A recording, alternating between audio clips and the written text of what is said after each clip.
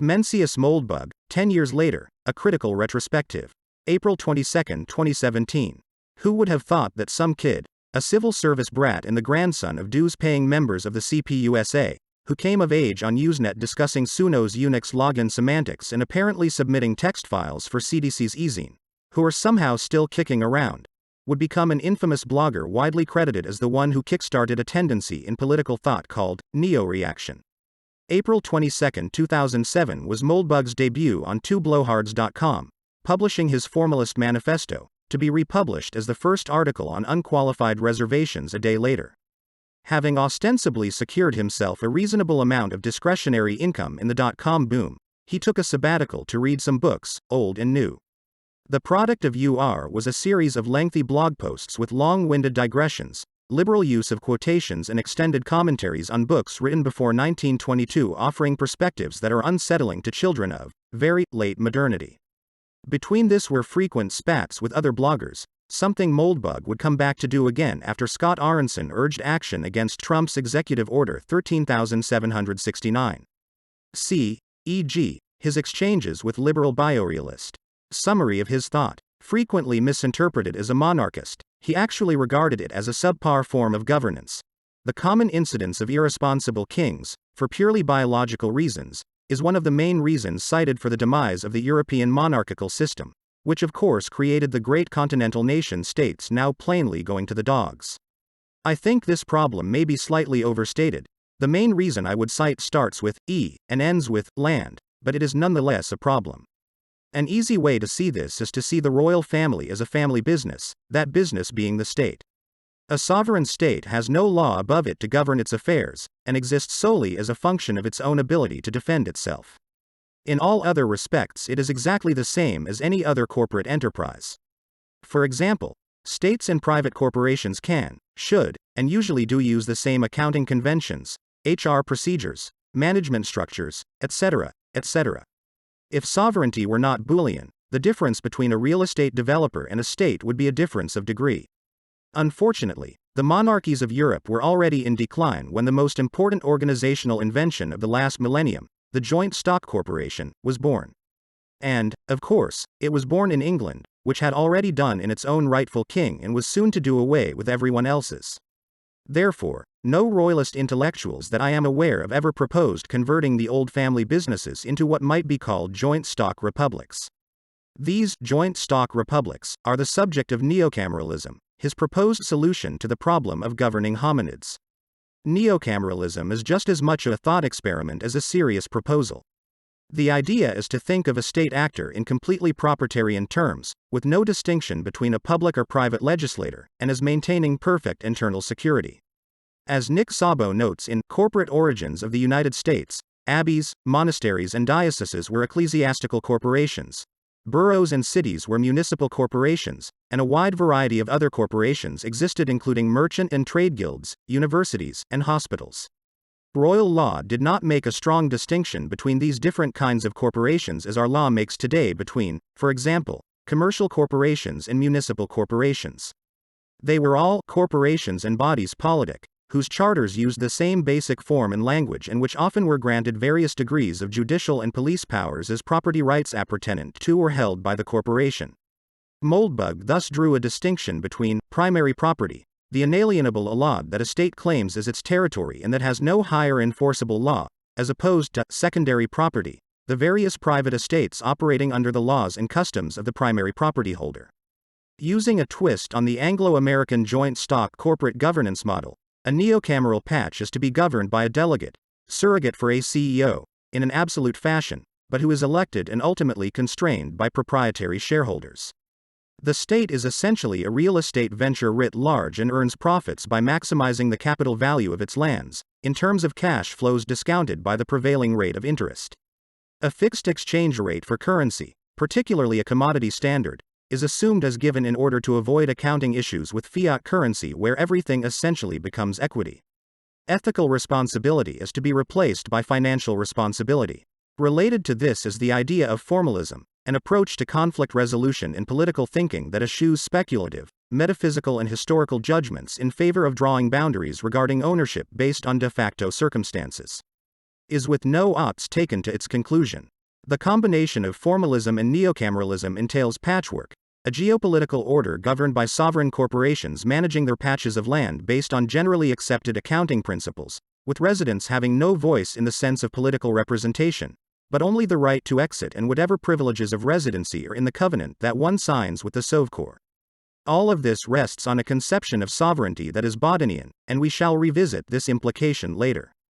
Besides these atoms, however, Moldbug also explored the question of slavery quite frankly, as in Why Carlyle Matters, and The Dire Problem in the Virtual Option. Influenced by the thought of George Fitzhugh, Moldbug was also motivated by the question of dealing with criminals, delinquents and dependents in a sovereign patch. Since not all people are capable of self-management or dealing with the burdens of liberty, it appears that a system of patronage becomes necessary, with patrons holding authority similar to that in the Roman principle of patria potestas. This is preferable to turning the state into a disburser of charity, as in social democracy. Power and responsibility are the same thing. The behavior of U.S. foreign policy is likened to that of an arsonist of the world, as well as the fireman. Rather than Moldbug saying that various regime changes and foreign aid web entanglements performed by the United States are wrong or immoral, his formalism actually gets him to say that they are often perfectly legitimate by the standards of classical international law, Grotius, Puffendorf, Vattel, etc. Rather, the issue is that the U.S. sees itself as a democratic universalist public charity, leading to the paradoxical situation whereby the U.S. is an empire, yet refuses to actually behave like one. It is too squeamish to actually colonize anyone directly and subject it to a seigneurial regime. As a result, U.S. foreign policy is interpreted as a civil war by proxy between realists and Wilsonian idealists in the state establishment, the latter associated with the State Department, the former with the DoD. The recommendation then is either for the U.S. to start taking empire seriously, or to embrace armed neutrality in its fullest. From this perspective of hardened realpolitik, he laughs openly at the delusion that governing a foreign country requires winning hearts and minds, and quotes Victorian colonial administrator Lord Cromer on setting up a competent colonial regime. He analyzed U.S. domestic policy in terms of castes. His original and enduring taxonomy is the BDH-OV system. Brahmins are the intellectual class where status is defined by scholarly achievement or civic participation, thus including journalists, think analysts, university professors and others. The Dalits are the dysfunctional criminal and welfarist classes. The Helots are the blue-collar immigrant class, whose offspring generally end up as Dalits. The Optimates are the dying remnants of the Gilded Age. The Vaishyas are the working class and all the rest, including the Middle American Radicals of Sam Francis. BDH roughly corresponds to blue state, and OV roughly to red state. He later simplified it to exclude Hylites and Optimates, creating a new tripartite structure, after H.G. Wells, of Ely, Morlocks and Proles corresponding to the Brahmin elites, the dysfunctional criminal class and the working class, respectively. An interesting, though chilling prediction that Moldbug makes regarding the inter-caste conflict is that the decline of responsible broadcast and print media and its steady replacement with social and alternative media will potentially lead to the implicit civil warfare behind democracy turning explicit. In my opinion, this euphemistic approach to what pretends to be a conflict of ideas and ideals, but is in fact an ordinary and rather tawdry case of communal violence, is inseparable from the disaster of democracy. As Clausewitz observed, war and politics are a continuum. Representative democracy is a limited civil war in which the armies show up, get counted, but don't actually fight. The BDH and OV factions refrain, mostly, from inciting or participating in outright warfare, for one reason: it is not in either's interest. If this ever changes, they'll be at each other's throats like Hutus and Tutsis.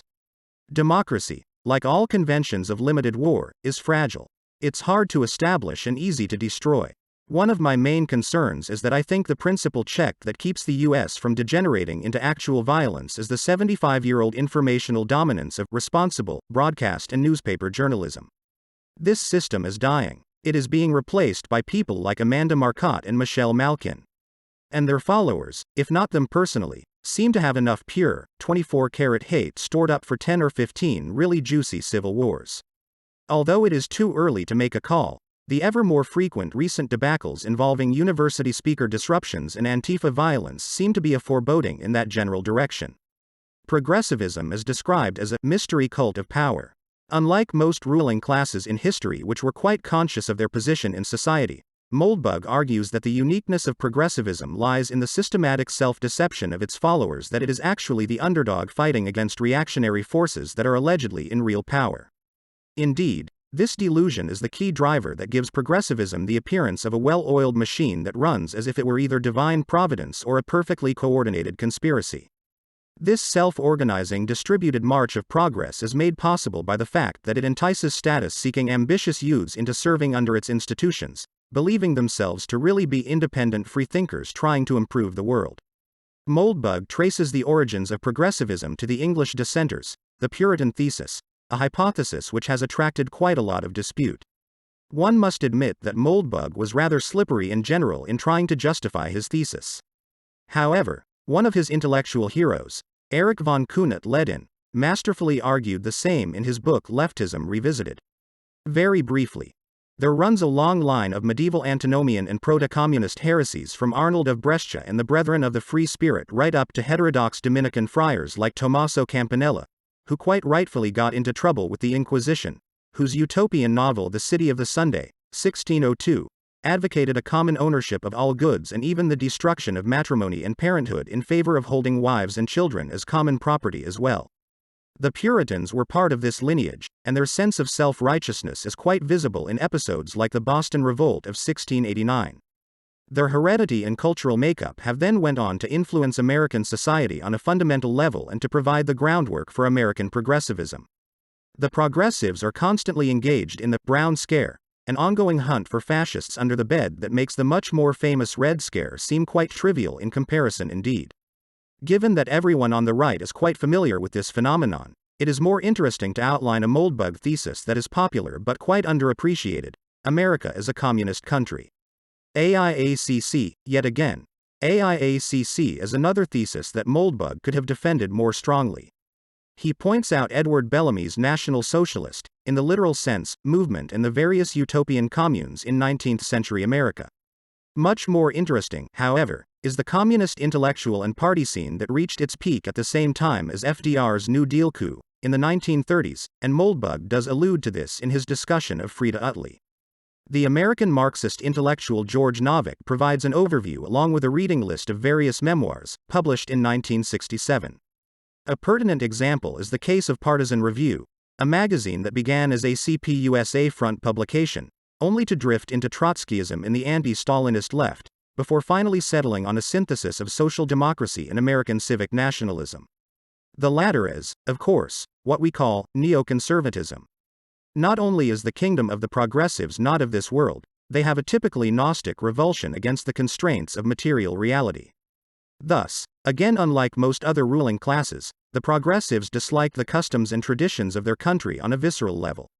But they do so for a specific reason: they do not conform enough to the essence that they envision, even if they are on the right track. This is the secret of anti-Americanism, one of the most fashionable creeds in upper circles. It is really ultra-Americanism. Quote, "When Europeans express anti-American sentiments, in my opinion, they are actually acting as loyal servants of the America that conquered them 6 decades ago. Of course, Europe was invaded by tanks, airplanes and infantry, not diplomats, educators and aid workers. But the America that won World War II was a one-party state that had no place for the right, and it recreated Europe in its own image. The Cold War between state and defense, eggheads and jocks, blue state and red state, broke out only after the shooting had stopped. This leads us to the cathedral, by far his most famous idea. Originally it was called the Iron Polygon, and defined thusly: the polygon might be defined as the extended civil service. It consists not of those who hold actual formal GS rank, but those whose position demands a sense of civic responsibility, real or fake. The major vertices of the polygon, by my count, are the press, the universities, the judiciary, the Fed and the banks, the Hill, congressional staff, the civil service proper, the NGOs and transnationals, the military, the Beltway bandits, defense and other contractors, and corporate holders of official monopolies, such as intellectual property. Eventually this concept was streamlined into primarily involving just the press, the universities and the NGOs, becoming the cathedral. Unlike more conspiratorial ideas of a deep state, it is, per his analysis of progressivism, a spontaneously ordered process with no hierarchical command or even any real coherence, but that nonetheless manages to maintain a fluid direction. Of journalism. A journalist is an official writer, a member of the Union of Writers. If he writes for the Times, he may even be a member of the Central Committee of the Union of Writers. In our democratic society, the official press is entrusted with the important social responsibility of informing the public. Therefore, not just any poor schmuck can tell us what George W. Bush said today. No, it takes a journalist. A cathedralized government is thus a progressive atheocracy. There is no nation of autodidact philosophers. Call them priests, preachers, professors, bishops, teachers, commissars, or journalists, the botmasters will rule. The only way to escape the domination of canting, moralizing apparatchiks is to abandon the principle of vox populi, vox dei, and return to a system in which government is immune to the mental fluctuations of the masses. A secure, responsible, and effective government may listen to its residents, but it has no reason to either obey or indoctrinate them. In turn, their minds are not jammed by the gaseous emanations of those who would seize power by mastering the mob. So if you manage the Herculean task of separating cathedral and state, but leave both intact, you have no reason to think that the same social networks will not just form over again. In fact, you have every reason to believe that they will. This has an implication that populist revolts will be generally ineffective. An attempted usurper who tries to play by the rules will be crushed by the social networks and information organs within the state. This warning seems ever more relevant with the recent Trump-Syria fiasco, and Trump's 24 hours of repudiating key aspects of his populism. Many highly intelligent people suspended disbelief and assumed that this time, the swamp could be drained. Yet the swamp's immune response remains hyperactive. Especially ineffective will be right-wing terrorism, an action that only reinforces the progressive delusion of reactionary fascists ready to seize power at the right moment.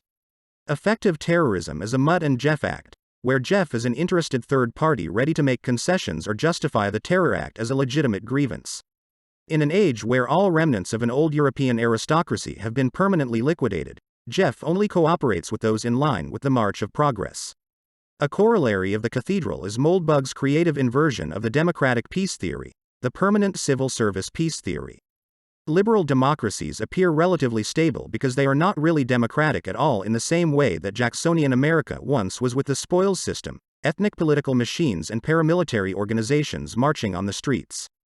However, this type of civil service oligarchy is nevertheless the worst form of anti-democratic government, because the post-democratic civil service state, while not utterly disastrous, is not the end of history.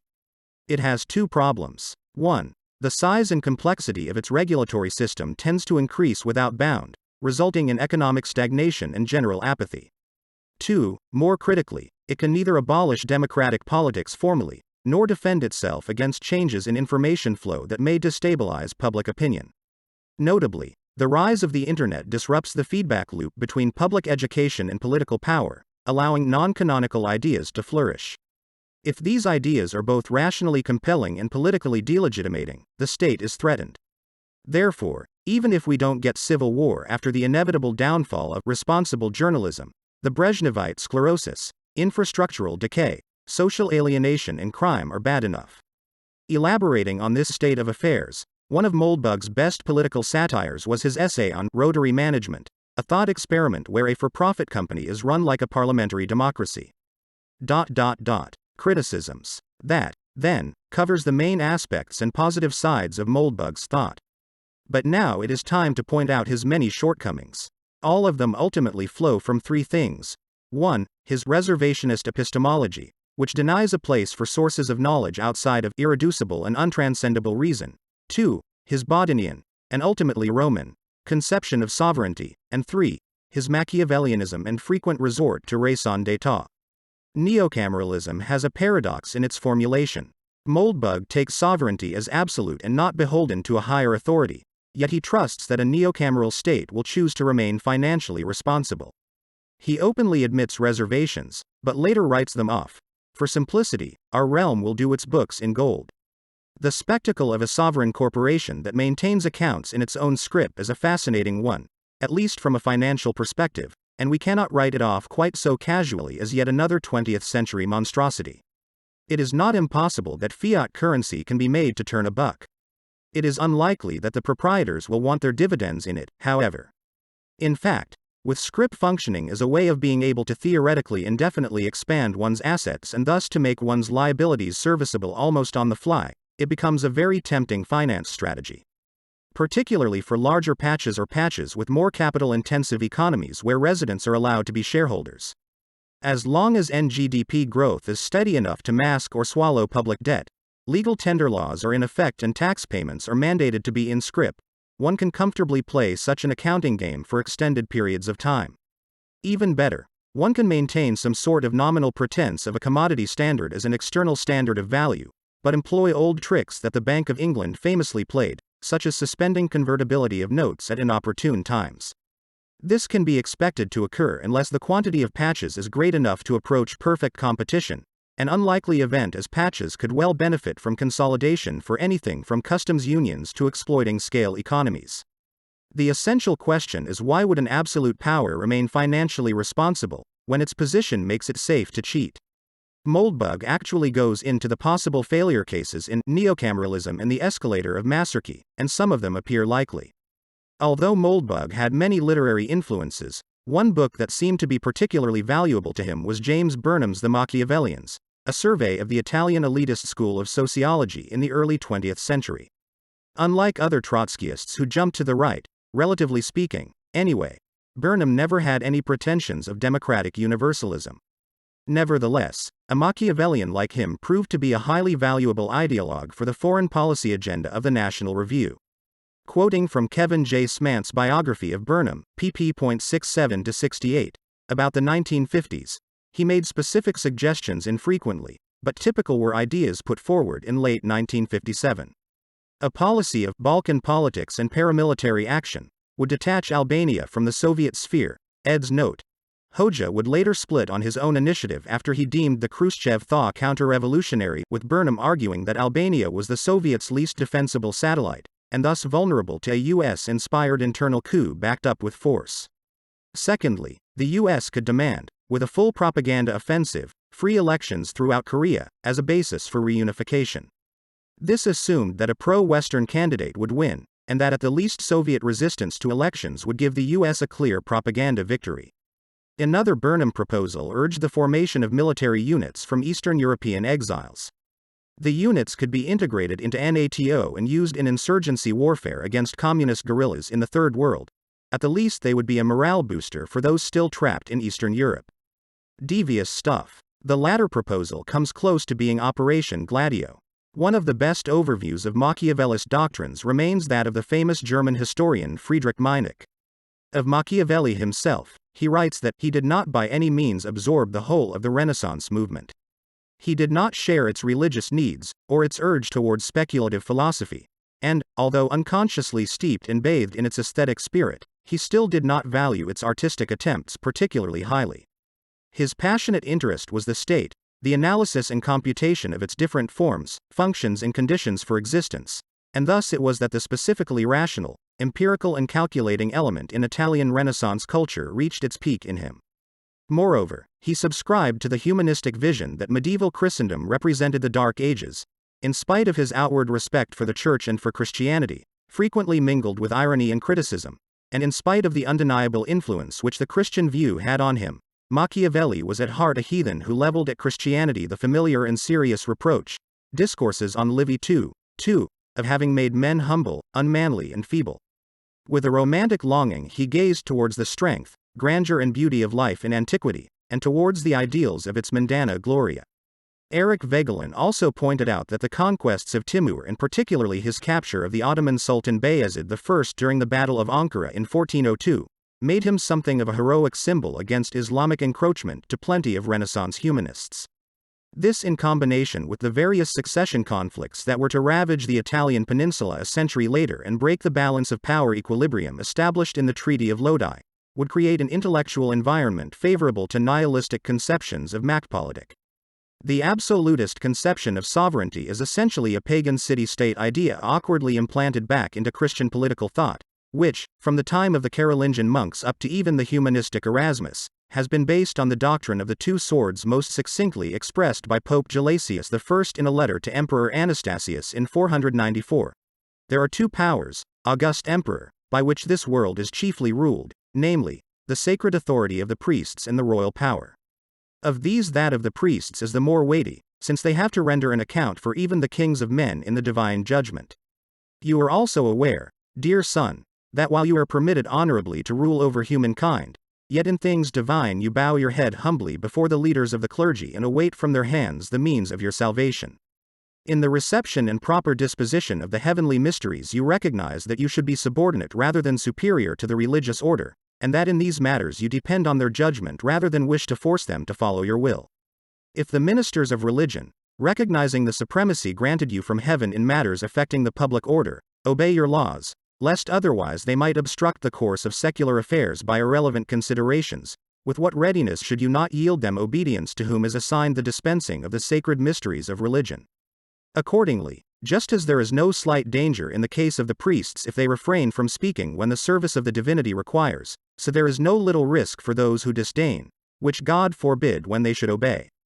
And if it is fitting that the hearts of the faithful should submit to all priests in general who properly administer divine affairs, how much the more is obedience due to the bishop of that see which the Most High ordained to be above others, and which is consequently dutifully honored by the devotion of the whole Church. Thus, we may quote John of Salisbury, a representative of this tradition, Polycraticus, Book 4, Chapter 2. However, it is said that the prince is absolved from the obligations of the law. But this is not true in the sense that it is lawful for him to do unjust acts, but only in the sense that his character should be such as to cause him to practice equity not through fear of the penalties of the law but through love of justice, and should also be such as to cause him from the same motive to promote the advantage of the commonwealth, and in all things to prefer the good of others before his own private will. Who, indeed, in respect of public matters can properly speak of the will of the prince at all, since therein he may not lawfully have any will of his own apart from that which the law or equity enjoins, or the calculation of the common interest requires. For in these matters his will is to have the force of a judgment, and most properly that which pleases him therein has the force of law, because his decision may not be at variance with the intention of equity. From thy countenance, says the Lord, let my judgment go forth. Let thine eyes look upon equity, for the uncorrupted judge is one whose decision, from assiduous contemplation of equity, is the very likeness thereof. The prince accordingly is the minister of the common interest and the bondservant of equity, and he bears the public person in the sense that he punishes the wrongs and injuries of all, and all crimes, with even-handed equity. His rod and staff also, administered with wise moderation, restore irregularities and false departures to the straight path of equity, so that deservedly may the Spirit congratulate the power of the prince with the words, thy rod and thy staff, they have comforted me. His shield, too, is strong, but it is a shield for the protection of the weak, and one which wards off powerfully the darts of the wicked from the innocent. Those who derive the greatest advantage from his performance of the duties of his office are those who can do least for themselves, and his power is chiefly exercised against those who desire to do harm. A very far cry from reason of state, indeed. The problem with absolutism, then, is the fact that it is far too easy for the absolutist to become enlightened, under the influence of a Voltaire or a Rousseau, and to begin unleashing hell. When Joseph II began closing monasteries, consolidating the poor relief system and constructing a modern judiciary to root out customary law at just the same time that the French Revolution was brewing, the Austrian Netherlands chose to revolt, making this a rare example of a popular counter-revolution, at least for the faction led by Hendrik van der Noot. The results of this revolution from above, sanctioned by Bodin, Machiavelli and others, were catastrophic. As an exhibit, we may observe the Reformationist zeal that John Milton exhibits in his commentaries of Martin Bucer's, Luther's right-hand man, De Regno Christi, regarding civil marriage. But the Antichrists of Rome, to get the imperial power into their own hands, first by fraudulent persuasion, afterwards by force drew to themselves the whole authority of determining and judging as well in matrimonial causes, as in most other matters. Therefore it hath been long believed, that the care and government thereof doth not belong to the civil magistrate. Yet where the gospel of Christ is received, the laws of Antichurch should be rejected. If therefore kings and governors take not this care, by the power of law and justice to provide that marriages be piously contracted, religiously kept, and lawfully dissolved, if need require, who sees not what confusion and trouble is brought upon this holy society, and what a rack is prepared, even for many of the best consciences, while they have no certain laws to follow, no justice to implore, if any intolerable thing happen. and how much it concerns the honor and safety of the commonwealth, that marriages, according to the will of Christ, be made, maintained, and not without just cause dissolved, who understands not. For unless that first and holiest society of man and woman be purely constituted, that household discipline may be upheld by them according to God's law, how can we expect a race of good men?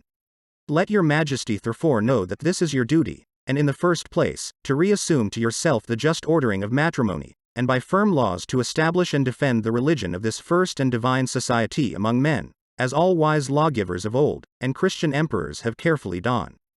The doctrine of the two swords became, under Luther, the doctrine of the two kingdoms, and thus the ecclesiastical and spiritual sphere was greenlit for annihilation by the temporal rulers, who having been disconnected from guidance by the John of Salisbury's of old as they once were, became prepared to engage in the most heinous of animism, imparting a divine will to their political edicts, with an undying lust for reform, to be justified in the name of a purely material national interest. The process culminates in the same Hegelianism that Moldbug wrestled with Daniel Larison over. And then, the rationalistic tendency of international law codified by Grotius, Vattel and others, served to crowd out an older tradition of jus bellum by canon lawyers. The calculus of equal and independent nations is rather lacking relative to the precepts of natural law. We may quote Honoré de Bonnet's The Tree of Battles, 1387, on the right to safe conduct in time of war. Now we must consider other people who, of right, have safe conduct in time of war. For you have heard above how prelates, chaplains, deacons, and also conversi, hermits, pilgrims, and all the people of the Holy Church, should be in security, since even if they have no safe conduct, it matters not, for they have it by law. And I add that ox herds, and all husbandmen, and ploughmen with their oxen, when they are carrying on their business, and equally when they are going to it or returning from it, are secure, according to written law. And in truth that this should be so is not without good reason, because it is expedient and convenient for all sorts of people, since those who cultivate the soil plough and work for all men and for everybody, and all manner of folk live of their labor. Therefore right reason does not permit that they should receive any ill or annoyance, seeing that they have no concern with war or with harming anyone. Moldbug's Austro-Cameralist approach is thus a form of reactionary modernism, or perhaps best described as the approach to politics that a really good finance minister might take. But a finance minister he remains, and thus a scoundrel. The Hestia Society still officially maintains Moldbug as the progenitor of neo-reaction on their webpage, but as a whole, it seems that Moldbug's influence on what went on to become NRX is scant. Nick Land and the ever-shrinking techno-commercialist wing maintains a devotion to neocameralism and patchwork, but mixed with technological accelerationism. The Christian traditionalists are a separate sphere of their own. Mainline NRX appears to be morphing into a more intellectual version of alt-right sociobiological ethnopolitics. The most enduring legacy of Moldbug ends up being simply the use of the term cathedral. But with all those caveats and criticisms having been made, unqualified reservations, with its entertaining rambling, its web of primary sources and old books ranging from high Tory anti-democrats to colonial administrators to forgotten contemporary historians, makes for an interesting experience. For people of a more mainline conservative, libertarian or national populist orientation, it is a very useful source as a first step for going on to something higher.